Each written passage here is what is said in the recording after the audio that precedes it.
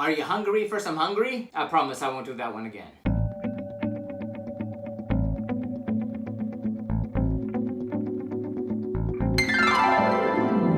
And welcome back to Cliffieland. This is week in country number 74 on our second attempt of cooking the food of every country in the world, and tonight we're up to the nation of Hungary. Hungary is located in Central Europe. It is surrounded by 7 other nations. It has a long and very complicated history and a delightful cuisine. It is known for a number of different dishes, primarily goulash, a large dish which unfortunately we will not be preparing tonight. We're saving that one for some other time because we're only serving 2 people here, and the recipes I found were a lot larger than that. Hungary is also the originator of paprika, a ground red pepper which comes in a number of different varieties and is included in many of their national dishes. Tonight we are going to be cooking the same 3 dishes we did last time around, and those are Meggyleves, a Hungarian chilled soup made from sour cherries, which is actually a dessert posing as a soup. More on that in a moment. Csirske Paprikash, or chicken paprikash, and Galuska. These are the same 3 dishes we did last time, though we are changing out a couple of those recipes. But this time you need to see how things went when we tried this before.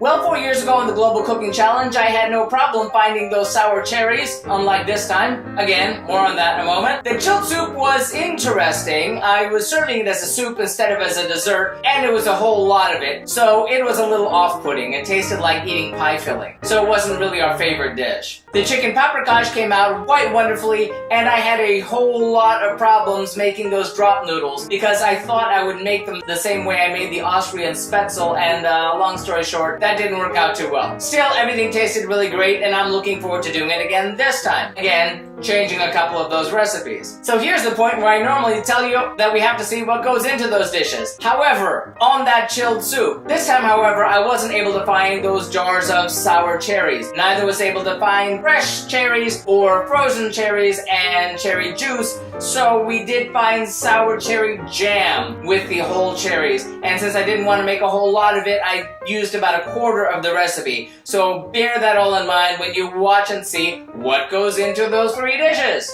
First, for our Hungarian chilled soup, we'll need 1 13-ounce jar of pitted sour cherries, preferably morellos, with their juice. Alternately, you can use fresh Bing cherries, stemmed and pitted, or frozen Bing cherries with sour or regular cherry juice. 1/8 teaspoon of kosher salt, 1 stick of cinnamon, 1/2 inch thick slice of lemon, and 2 ounces of sour cream. For our chicken paprikash, we'll need a 1/4 cup of lard or canola oil, 1 3 to 4 pound chicken cut into 8 pieces, 1 large yellow onion minced, 3 tablespoons of Hungarian sweet paprika plus more for garnish, 2 cups of chicken stock, 2 plum tomatoes cored, seeded, and cut into 1-inch pieces, 1 Italian frying pepper stemmed, seeded, and cut into 1-inch pieces, 1/2 cup of sour cream for serving, and kosher salt and freshly ground black pepper to taste. And finally, for our Hungarian dumplings, we'll need 4 cups of flour, 2 large eggs, 1/2 teaspoon of salt, 1 to 1.5 cups of water, and a 1/4 cup of oil. Normally I'd tell you this is the time we need to see how it went. However, I have to point out that this time I had the same problem I had last time. Thanks to the live on-screen help from one Diva Mimi, I was able to make a quick adjustment halfway through, and you'll see how it goes. Let's get into that Wayback Machine and start cooking! Into a 2-quart saucepan, add the cherries with their juice. Add salt, cinnamon stick, and lemon. We added water since we started with jam. Bring to a boil and reduce the heat to medium-low. Simmer until the cherries are soft, about 5 minutes. Remove 2 tablespoons of cherry sauce to a bowl. Mix the sauce with the sour cream. Remove the pot from the heat. Whisk the mixture into the cherries, and transfer to a bowl and chill until serving. Melt the lard or heat the oil in a 6-quart saucepan over medium-high heat. Season the chicken with salt and pepper. In batches, cook the chicken, flipping once until brown, about 8 to 10 minutes. Transfer the chicken to a plate and set aside.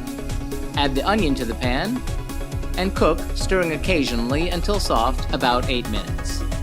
Add the paprika and cook, stirring for 2 minutes.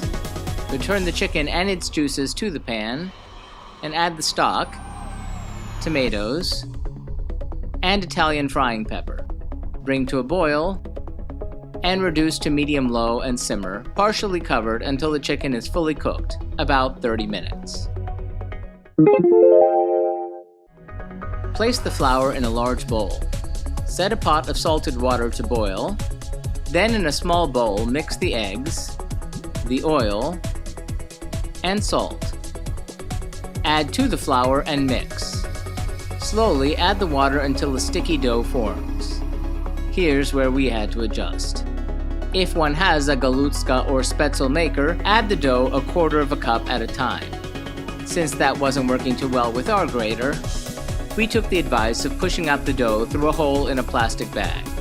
And while it wasn't pretty, it kind of worked. With time to plan, it would have worked better with a smaller hole. Stir it from time to time to prevent it from sticking together. Cook for about 10 to 15 minutes until they float for 2 to 3 minutes. Drain the dumplings and plate. Plate the chicken alongside. Ladle on the sauce. Optimally, dress it with sour cream and more paprika. Scoop the soup into ramekins. And optimally dress it with more sour cream.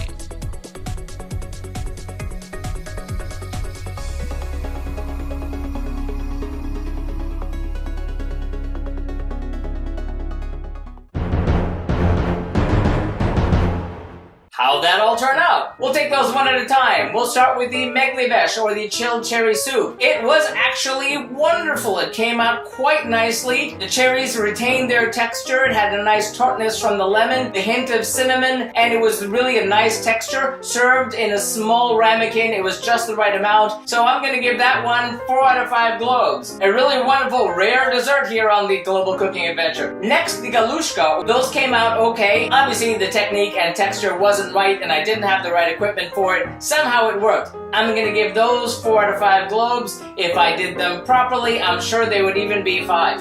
Still learning. Lastly, the Jerski Paprikash, or chicken paprikash. That came out wonderfully. The chicken had a phenomenal flavor. It had the nice spice from the paprika. Based solely on the chicken, it would be stellar. My only wish is that there was really more paprikash that I could taste. And last one had kind of a sauce that this one didn't. So I'm gonna give the chicken paprikash 4 out of 5 globes. A really tremendous dish that I'm sure I could make even better if I had a little more experience. So that does it for Hungary. Thanks for watching. Tune in next time when we stay in Europe but head up to Scandinavia. We take our Viking ship up to Iceland for some redemption. Hopefully it'll be better this time. Tune in!